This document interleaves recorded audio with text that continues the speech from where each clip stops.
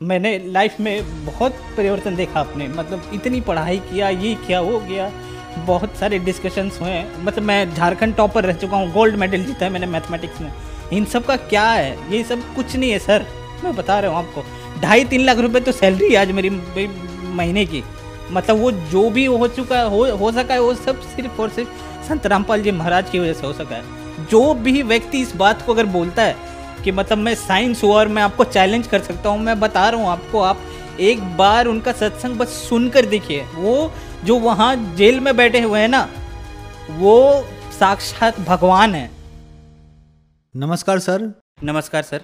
Sir क्या नाम है आपका? मेरा नाम नीलमणि दास है। मैं जांजगीर चांपा छत्तीसगढ़ का रहने वाला हूँ और अभी फ़िलहाल गुड़गांव में एक यूएक्स डिज़ाइनर की पोजीशन पे कार्यरत हूँ। सर संत रामपाल जी महाराज से नाम दीक्षा आपने कब ली? मैंने संत रामपाल जी महाराज से नाम दीक्षा 20 मई 2014 को ली थी। सर संत रामपाल जी महाराज से नाम दीक्षा लेने से पहले क्या आप कोई भक्ति साधना भी करते थे? जी सर, मैं आशाराम से जुड़ा हुआ था। आशाराम जी की भक्ति करता था। ऑलमोस्ट मुझे 6 साल हो गए थे उनकी भक्ति करते करते। और उनकी भक्ति करते करते कुछ खास वैसे तो लाभ नहीं हुआ था, बट थोड़ी बहुत जो बुराइयां थी मेरे अंदर में वो छूट गई थी, मगर ऐसा कुछ एडवांस लेवल पे कुछ लाभ नहीं हुआ था सर। जी। तो फिर क्या कारण बना कि आप संत रामपाल जी महाराज की शरण में आए? जी, मैं एक साइंस का विद्यार्थी हूँ सर। मैं मतलब आईआईटी बॉम्बे में मैंने पढ़ाई भी की है। तो मेरे भैया पहले ही संत रामपाल जी महाराज से नाम दीक्षा ले चुके थे। तो उनके साथ मैंने बहुत आर्ग्यूमेंट किया कि भैया ये क्या हो सकता है, मतलब इंसान कैसे भगवान का रूप का दर्जा मिल सकता है किसी को। तो मैंने बहुत आर्ग्यूमेंट किया। मैं आसाराम जी की पॉइंट ऑफ उनके टाइम पे भी मैंने बहुत आर्ग्यूमेंट किया था कि नहीं, साइंस से बड़ा तो कुछ है ही नहीं, मतलब विज्ञान ही है सब कुछ गॉड का एग्जिस्टेंस आप ऐसे किसी आदमी को नहीं बता सकते। लेकिन जब उनसे बहुत डिस्कशन चला मेरा, संत रामपाल जी महाराज के मैं आश्रम गया। मैं आश्रम जाने के दौरान मुझे ये लगा कि ये तो बिल्कुल अलग जगह है। यहाँ पे लोगों को मुफ्त में खाना सोने का व्यवस्था, क्योंकि आशाराम के पास में मैं जा चुका था, वहाँ पे पैसे से आपको दिया जाता था। मतलब आप पैसे कूपन कटाओ और उसके बाद में आपको दाल चावल मिलती थी। वहाँ पे इतना कोई व्यवस्था नहीं था। बड़े जो पैसे वाले हैं उनको आगे बैठाया दिया जाता था, हम लोग बहुत पीछे बैठते थे और कहीं से दूर में तो छोटी मोटी झलकी मिलती थी आशाराम जी की। लेकिन यहाँ पे देख रहा हूँ सारे लोग आके आराम से परमात्मा आशीर्वाद दे रहे हैं। और उसी दौरान पे मुझे थोड़ा सा मन में एक तो कहीं विचार हुआ, नहीं यार, मैंने कहीं और भी भक्ति की है तो यहाँ पे भी आकर एक कोशिश की जाए। संत रामपाल जी महाराज से मैंने नाम उपदेश लिया। संत रामपाल जी महाराज ने आशीर्वाद भी दिया। और मुझे सबसे एक आश्चर्य बात और लगी सर कि आप किसी भी व्यक्तिजन के आश्रम में जाएं, आशाराम जी को ले लें या किसी और भी बहुत सारे संत और जो पुरुष अपने आप को बताते हैं उनके आश्रम में जाएंगे तो वो लोग इंडिविजुअली आपको आकर आशीर्वाद नहीं देते हैं। मतलब जो मैंने नोटिस किया संत रामपाल जी महाराज के आश्रम में, वो हर एक शिष्य को आकर उनके सर पर हाथ रखकर आशीर्वाद दे रहे थे, जो कि अपने आप में एक बहुत बड़ी बात है। मतलब कौन से एक आप इतने बड़े पदवी पे पहुंच गए हो तो अपने आप को समझने लग जाते कि नहीं मैं तो आई एम गॉड। तो वो चीज़ मुझे लगा कि नहीं यार, वो तो एकदम बिल्कुल अपने आप को ऐसे दर्शा रहे हैं जैसे कि नहीं बेटा मैं तुम्हारा गुरु हूँ और तुम लोग शिष्य हो, और तुम्हारा जितना भी दुख और ज़िंदगी में जितने कष्ट हैं उसको निवारण करना मेरा ही काम है। तो मतलब ये चीज़ मुझे दिखा और इसके बाद मैंने तो निश्चय कर लिया कि नहीं, मुझे संत रामपाल जी महाराज से नाम उपदेश लेना चाहिए। सर आप साइंस पर विश्वास करते हैं, फिर आपने संत रामपाल जी महाराज से नाम दीक्षा ली। हम आपसे पूछना चाहेंगे कि अभी आपकी क्या क्वालिफिकेशन है, आप क्या काम करते हैं? जी, मेरी क्वालिफ़िकेशन, मैं national institute of fashion technology से बैचलर इन डिज़ाइन टेक्सटाइल में मैंने डिग्री ली है। मैं उस दौरान पे शाहरुख खान, आपने अभिनेता का नाम सुना होगा, मैंने उसके के घर का इंटीरियर भी डिज़ाइन किया हुआ है। ये इंडिया टुडे के आर्टिकल में पब्लिश भी है। आप मेरा नाम अगर नील मणि करके इंडिया टुडे टाइप करेंगे तो आपको मिल जाएगा। उसके आर्टिकल में, टॉप आर्टिकल में ही मेरा नाम है। और शाहरुख खान के इंटीरियर करने के बाद बहुत बड़े बड़े डिज़ाइनर्स के भी साथ भी मैंने काम किया, जिनमें से मनीष अरोरा है और करण जौहर, वरुण बहल के साथ भी काम किया। और वो छोटी छोटी बहुत उपलब्धियां थी जिसको संजो कर मैंने मास्टर डिग्री के लिए भी कोशिश करी। मास्टर डिग्री में मैंने आईआईटी बॉम्बे का एग्ज़ाम दिया।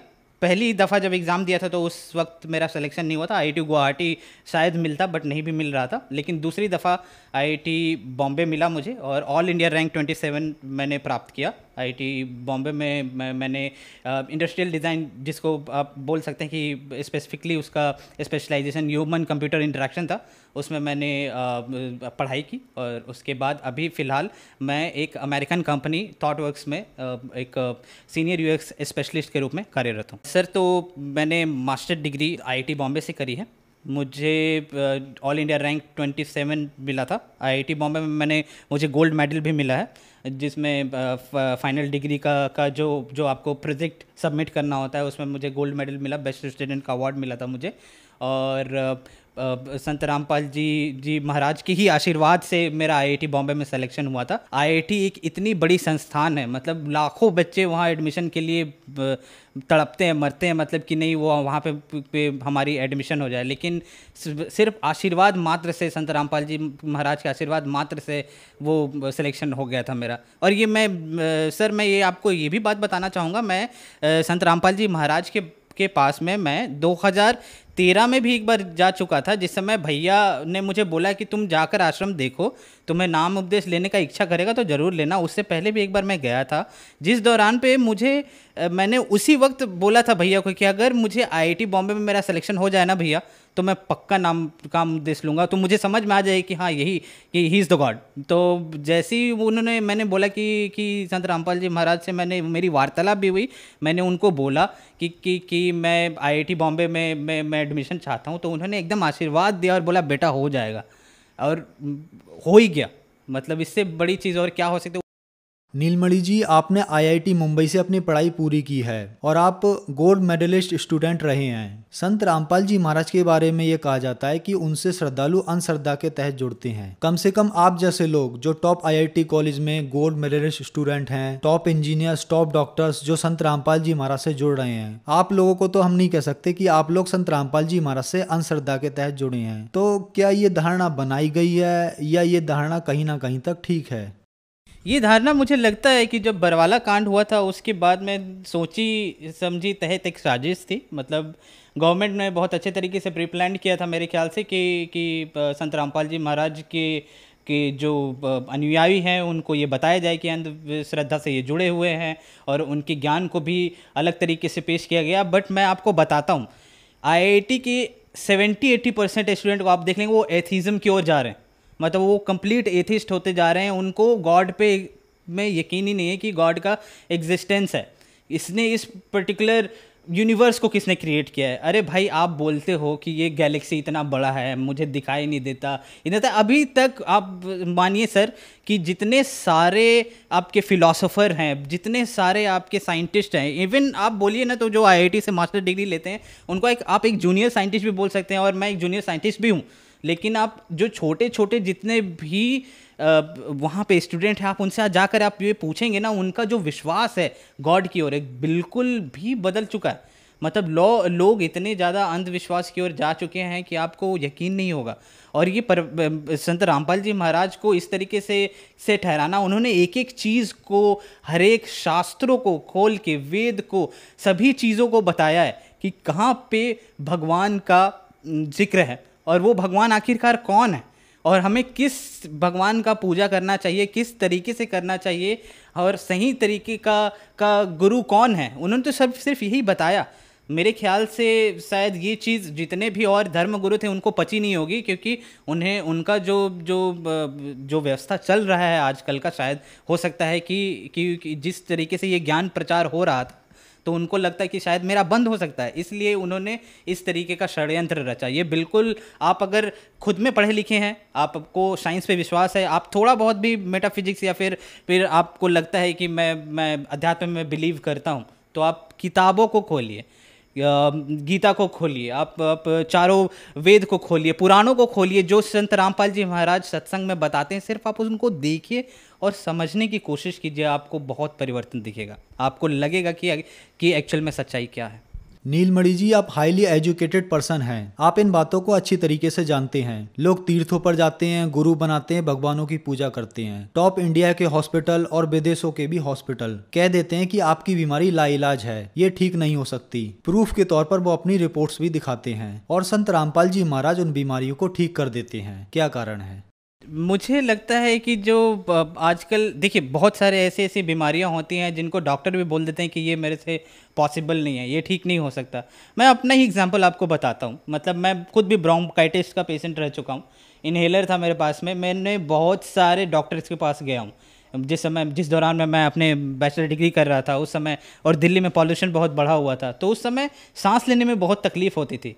तो मुझे कहीं ना कहीं लगा, और भैया से भी मैंने पूछा कि क्या करना चाहिए। तो डॉक्टर के पास तो जा ही रहे थे, लेकिन मैंने सोचा एक बार अरदास लगा कर देखें संत रामपाल जी महाराज से क्या होगा। जब अरदास लगाई तो एकदम से गायब हो गया। आज की डेट में मैं बता रहा हूँ आपको कि मतलब ऐसे बीमारी छू मंतर हुई जो डॉक्टर बोल रहे थे कि टाइम लगेगा, आपको इनहेलर ले लो और अलग अलग तरीके के टैबलेट्स दे रहे थे। आज जब संत रामपाल जी महाराज की इतनी दया हुई है कि मुझे तो दवाई हाथ लगाना ही नहीं पड़ता। संत रामपाल जी महाराज सिर्फ आपको मंत्र देते हैं। वो मंत्र और साधना को आप सही तरीके से जब करने लग जाएंगे तो ऑटोमेटिकली आपकी की जो जितनी भी बीमारियां हैं धीरे धीरे करके ठीक हो जाएंगे। और मेरे बहुत सारे ऐसे मित्र हैं सर जो आईआईटी में पढ़े हैं, और वो भी मतलब ऐसे अगरबत्ती वगैरह दिखाते थे, और मैं साथ ही साथ मैं अपना नित्य नियम किया करता था संत रामपाल जी महाराज का। तो वो लोग, उनको आश्चर्य होता था कि ये कौन सी पूजा की विधि है जिसमें कुछ जलाना नहीं पड़ता, कुछ करना नहीं पड़ता, एक आपने बस जोत जला दिया है, उसके बाद में आप बस उसको पाठ कर रहे हो, ये क्या है। तो मैं उसी तरीके से उनको समझाने की कोशिश करता, ये जो आप कर रहे हो ये बिल्कुल आडंबर है, ये कहीं लिखा ही नहीं हुआ है। आप मुझे बताओ गीता में कहाँ लिखा हुआ है, किसी वेद में बताओ, पुराण में बताओ। और मैं यकीन मानिए, मैं जिस लड़के के साथ में आईआईटी रूममेट में था, मेरा जो रूममेट था वो रैंक 1 होल्डर था, मतलब ऑल इंडिया रैंक 1। तो वो बहुत बड़ी बात होती है। मतलब ऐसे लोगों के भी लोगों में आपको इतनी अंधविश्वास दिखेगी ना, जो कि मतलब जिसको देखा समझा ही नहीं जा सकता। तो मैं कहूँगा कि कम से कम आप संत रामपाल जी महाराज की जो पूजा विधि साधना है उसको समझिए, और जो उन्होंने गीता और वेद शास्त्र पुराण में जो बताए हैं कम से कम उनको फॉलो कीजिए, देखिए, सत्संग सुनिए, तो आपको समझ आ जाएगा। सर, आप साइंटिस्ट हैं। हम आपसे पूछना चाहेंगे कि संत रामपाल जी महाराज के नामदान सेंटर पूरे इंडिया के साथ साथ विदेशों में भी खुले हुए हैं। संत रामपाल जी महाराज टीवी के माध्यम से नाम दीक्षा देते हैं। तो सर, ये कैसे पॉसिबल हो रहा है? एक संत इतनी दूर बैठकर अपने श्रद्धालुओं को सभी लाभ, उनकी बीमारियां एक मंत्र देकर ठीक कर रहे हैं। मैं तो सर सबसे पहले मैं आपको ये बोलना चाहूँगा कि आपने उनको संत बोलकर, मतलब वो गॉड हैं। मतलब आपको अगर यकीन नहीं होगा, वो गॉड है, साक्षात कबीर साहब हैं। मतलब मैंने लाइफ में बहुत परिवर्तन देखा आपने, मतलब इतनी पढ़ाई किया, ये किया, वो किया, बहुत सारे डिस्कशंस हुए हैं। मतलब मैं झारखंड टॉपर रह चुका हूँ, गोल्ड मेडल जीता है मैंने मैथमेटिक्स में। इन सब का क्या है? ये सब कुछ नहीं है सर, मैं बता रहा हूँ आपको। 2.5-3 लाख रुपए तो सैलरी है आज मेरी महीने की। मतलब वो जो भी हो चुका हो सका है, वो सब सिर्फ और सिर्फ संत रामपाल जी महाराज की वजह से हो सका है। जो भी व्यक्ति इस बात को अगर बोलता है कि मतलब मैं साइंस हूँ और मैं आपको चैलेंज कर सकता हूँ, मैं बता रहा हूँ आपको, आप एक बार उनका सत्संग बस सुनकर देखिए। वो जो वहाँ जेल में बैठे हुए हैं ना, वो साक्षात भगवान है।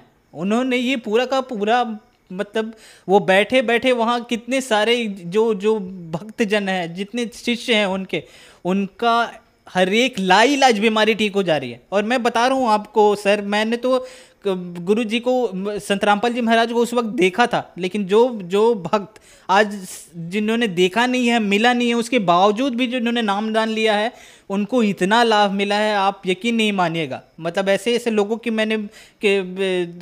शिष्यों की मैंने गाथा सुनी है, जिन्होंने बताया कि मेरा पथरी ठीक हो गया, मेरी ब्रोंकाइटिस थी वो ठीक हो गया, मुझे कैंसर का बीमारी था वो ठीक हो गया। ये सब सारी चीज़ें आप देखोगे तो आपको यकीन आ जाएगा कि ये संत नहीं है जिसको आप संत बोल रहे हैं। कबीर साहब भी इसी तरीके से आए थे, उनको भी इसी तरीके से डिस्कार्ड कर दिया गया था, अवॉइड कर दिया गया था। आप उत्तर प्रदेश में भी जाओगे तो मंदिरों के ऊपर में भी इस तरीके से मतलब उनका जिक्र किया था। उनको बस कवि के रूप में ही देखा जाता है, उनको एक भगवान का दर्जा दिया ही नहीं गया। मैं बोल रहा हूँ एक छात्र होने के नाते कि कम से कम आप उनको भगवान नहीं मानते तो कम से कम उनकी बातों को तो सुनो। आप न्यूटन का लॉ पढ़ते हो, आप किसी गैलीलियो की बातों को सुनते हो, उनको तो समझते हो ना, उनकी बातों को तो मानते हो। आइंस्टाइन ने जो बोला उनकी बातों को मानते हो ना कि E = MC² होता है, इसको मान लेता हूँ मैं। एक बार मान कर तो देखो कि संत रामपाल जी महाराज क्या बोल रहे हैं।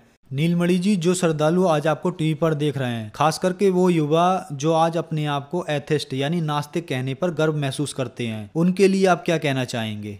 आजकल के बच्चों को क्या कहा जाए सर, मतलब उनका पता ही नहीं क्या फिलॉसफी हो गया है, क्या थॉट प्रोसेस हो गया है।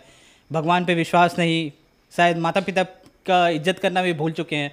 मतलब मोबाइल फ़ोन में चिपके रहना, टिकटॉक पे वीडियोस बनाना, ये सब ऐसी ऐसी चीज़ें जो शायद यही चीज़ समाज की कुरीतियाँ आपकी ठीक हो जाएंगी। आप एक बार आकर देखो, संत रामपाल जी महाराज के आश्रम आओ। सर मैं आपसे बस इतना कहना चाहूँगा, संत रामपाल जी महाराज का सत्संग सुनो। चैनल पर सत्संग आता है, पीली पट्टी चलती है नीचे पर, उन पे फ़ोन नंबर दिए होते हैं, आप उन पे कांटेक्ट करो, कॉल करो, आपको आसपास के नामदान सेंटर का पता भी चल जाएगा और वहाँ से जाकर भी नाम उपदेश ले सकते हो। जब उनका ज्ञान समझ आएगा तो आप उस फ़ोन नंबर पे कांटेक्ट करके निःशुल्क पुस्तक भी मंगवा सकते हैं।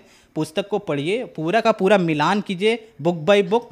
जब आपको समझ आ जाए तो आप नाम उपदेश ले सकते हैं। धन्यवाद जी। सत साहिब।